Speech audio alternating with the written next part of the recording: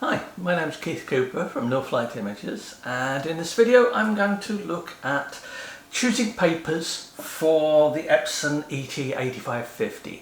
Now, I've done a lot of videos and a review and written quite a lot of stuff about the 8550, but there are a few features of it that make it slightly different if you're looking to produce high quality prints and the choices of paper that you have. Now, it is a printer that is a dye-based printer but with a pigment black ink. The pigment black ink gives very specific results on different types of paper. The dye-based inks give specific results on other types of paper, and what it means is that print quality from the 8550 is very dependent on your choice of media and printing it with the correct settings. It's in many ways it's different from a pure dye-based printer or a pure pigment ink based printer, because on some media settings, particularly the fine art, velvet fine art VFA setting, it mixes a bit of matte black or pigment black ink in the mix to give better blacks, and it's quite a pronounced effect. But this has different look on different papers.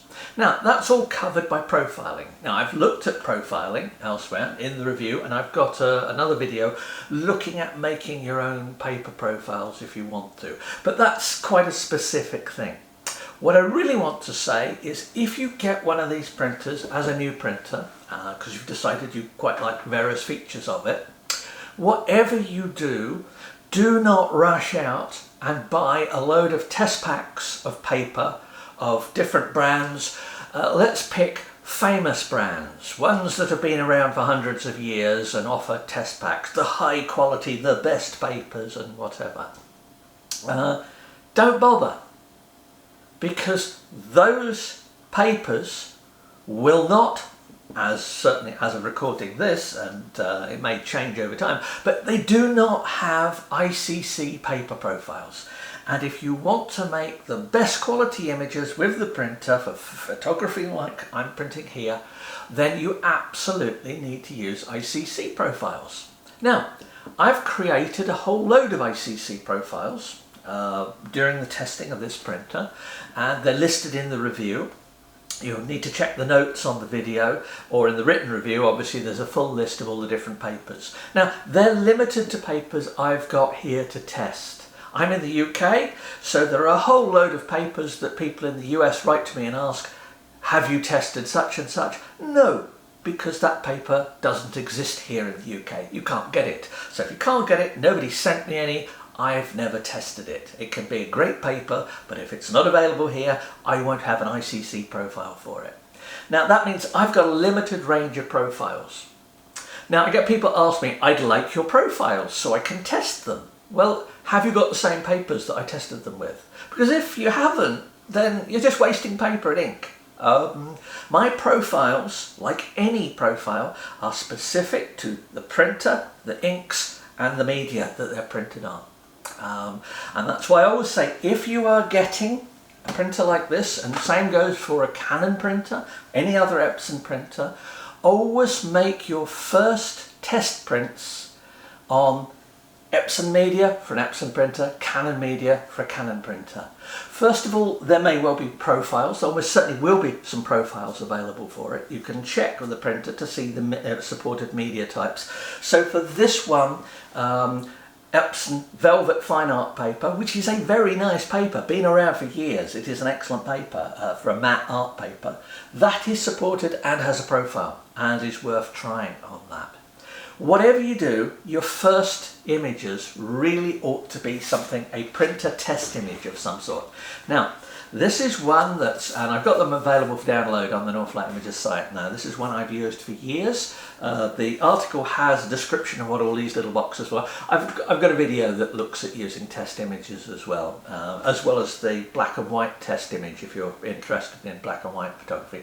By the way, I should just mention, if you're printing with black and white, you do not use ICC profiles, you use the Epson ABW mode. and that just consists of matching up the media type. Once again, I've written about that, and I've got some articles about black and white printing if you want to look at that in more detail. But print a known good test image before you start. If you just buy a random pack of expensive paper, you will have a random collection of prints that may or may not look reasonable. You can get through an awful lot of paper and ink. Ink, not so much of a problem with this one because you fill it with the bottles, but so the costs are lower, but you're just walking in the dark. You have no idea what they're going to be like. Now, profiling, as I said, is eminently doable. Something like the Colourbrite CC Studio, the old Colour Monkey i1 Studio, is great for doing your own profiles, but is really overkill for most people for what they're going to want to do. A great device, if you're a member of a camera club together, get one. Get a profiling device. Make your own profiles, produce great looking prints. But you do that after you know how to make prints on a basic paper, on a standard paper from the supplier. So otherwise you're just wasting paper and you'll get nowhere. Now, I know people say, yeah, but is this paper similar to another paper? Could I use one of your profiles for? Well, if you know papers well enough, then there are certain papers I've produced profiles for, which I know there are other papers made, and there are only a limited number of actual paper producers, far less than there are labels and brands of paper. So yes, that's possible, but that's based on years of knowledge, and it's often not publicly available knowledge about which paper is used. And sometimes it's stuff I might know, but I can't pass on because it's commercial confidence. Somebody has told me about it, someone's given me a hint about something, and I can't really pass that on. So please do consider, if you're going to buy a test pack of papers, start with some Epson papers. But if you're going to buy them, look for papers that come with profiles for the 8550. If there are no profiles for the 8550, move on. It's not worth the effort. It really isn't. How can you actually make a choice of papers? Well, you need to do some testing. I've done lots of other videos looking at different papers and stuff. And I would say have a look at the full range of videos I do, because sometimes I might cover something here, say for an Epson printer, which is perfectly applicable to a Canon printer, and likewise. So there's quite a lot of stuff, particularly the articles on the website. But if you're going to go for a test pack of paper, go for suppliers that produce profiles if you buy paper off them. Several in the UK will do this. Buy a box of paper, you can create a test print, send it off to them, and they will create a custom profile for you. One way of getting around to it. Now, I'm hoping that as the 8550 gets more popular, some of the paper suppliers, certainly here in the UK that I've talked to, are looking to have some 8550 profiles to go with their papers. If you want good quality, go for a paper supplier that does profiles for you. If you just go for a paper supplier that is a well-known name that doesn't do profiles, well, unless you're going to do your own profiling, you might as well tip your money down the drain, because you are unlikely to get good results of it. The printer can produce excellent looking prints, but only under the right conditions. So, hope that's of some help, and it saves people some money just splashing out on a search for papers that will lead you nowhere, and gets people very frustrated. I come across this all the time. People ask me, I've been testing this, testing that, and I can't get good results. Go back to basics.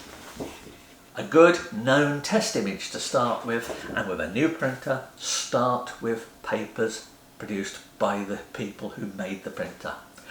Hope that's of some use. Do have a look at my other printing videos. Subscribe to the channel if you find it useful. And please do ask questions, because I have to thank somebody who this morning emailed me with a question about papers, which gave me the idea for this particular video. So thank you.